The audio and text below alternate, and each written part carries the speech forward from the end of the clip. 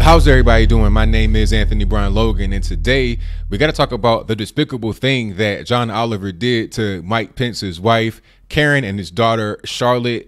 And before I even get into all the minutiae, all the details of what happened, I need to back up a little bit here in case you don't know what's going on.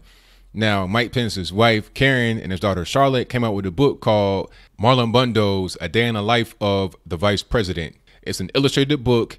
Karen Pence illustrated it, and Charlotte Pence wrote the book. It's for kids. It's about a bunny rabbit. You get it, rather than having Marlon Brando, you have Marlon Bundo.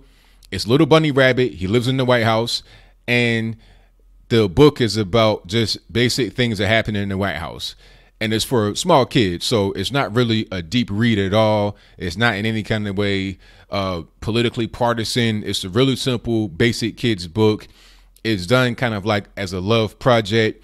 That's pretty much what it is. It's available right now on Amazon if you want to get it. I think on the Kindle it was like $9.99. Hardcover, it's $12.49, $12.50.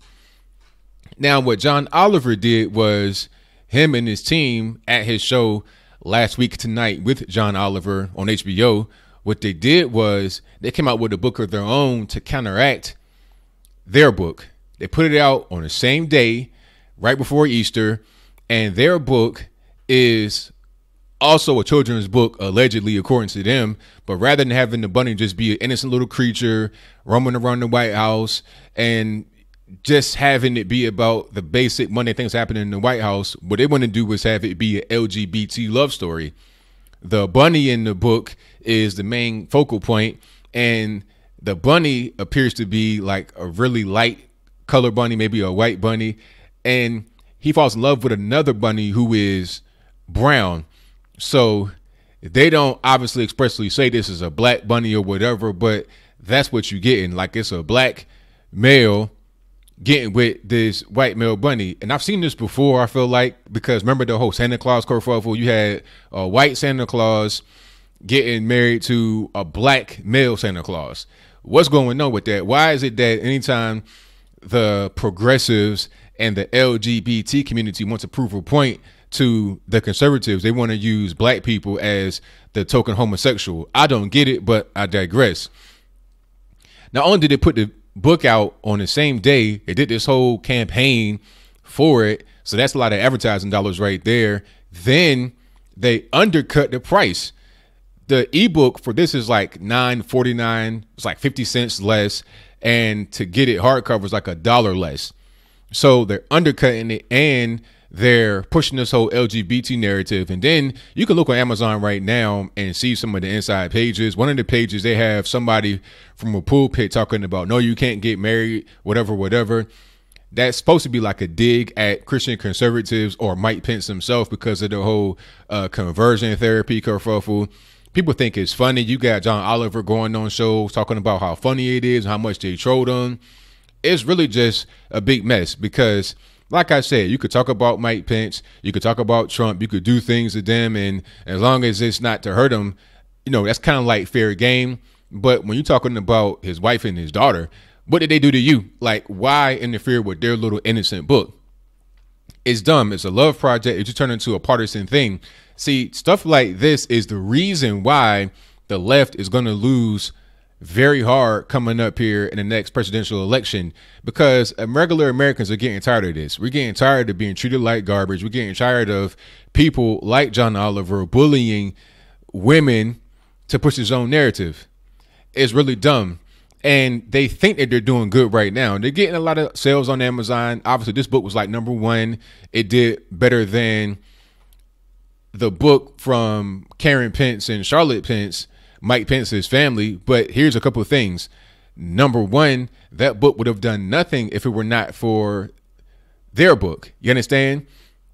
Because John Oliver's book was based on theirs, and the whole point was to try to attack them. So his whole the whole sales thing, the whole marketing thing was based upon attacking them. And it was definitely done to try and take sales away from them, because you can see the title is like the same. The search engine optimization is going to be to where they're going to search for John Oliver and his show, and then also that same book that they have. People are buying it just to spite Karen and Charlotte Pence because they don't like Mike Pence. They don't even know Karen and Charlotte. They may be closer to them than anybody else, but if it was so much hate, so much vitriol, so much butthurt because Hillary Clinton lost the election, they can't even allow these two women to have their book in peace. Whatever happened to don't harass women, don't abuse women, all this, that, and the third? I guess all that goes out the window if you are a conservative. If you are a liberal, then don't harass me, don't bully me, this, that, and the third. But like I said, the other way around, it means nothing. As I close, I want to say this. I think that John Oliver, you ought to be ashamed of yourself, really, because this is low.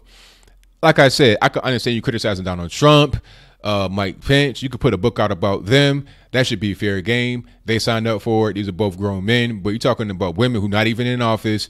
You're talking about a man's wife and his daughter. What's the point of doing that? Just because you want to troll them, make yourself feel good, and push the LGBT narrative? How is this book, as I close, how is this book for children? This book is not for children. You say it's for children. The illustrators and the writers, well, not the writer, but the illustrator made it have kind of a cartoony, kiddie feel. But the reality is nobody's buying this book for their kids. Definitely not small kids, which the original book was targeted towards. You're talking about, 3-4-year-olds.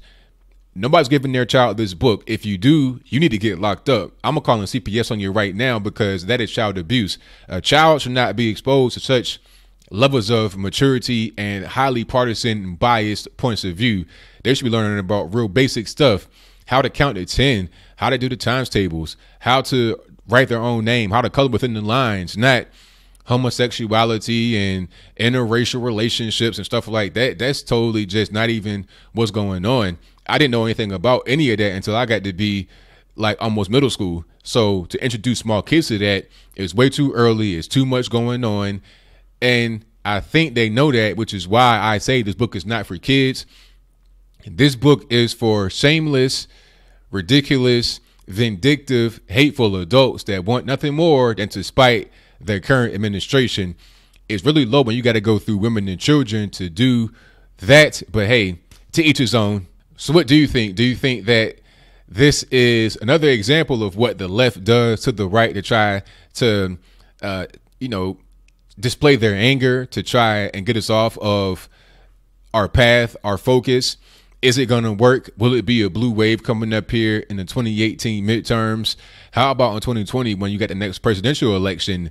Who's going to run for the Democratic Party at that point in time? Since they villainize white men, since they villainize anybody that has a difference of opinion on the right, how are they going to get any more support than what they have? One thing I'm going to say before I close, people have been talking about Trump doing this, Trump doing that it may alienate his base. Well, I know one thing Trump didn't do, which is come out and just totally criticize entire groups of people, liberals, conservatives, in the middle, whatever. He has not done that.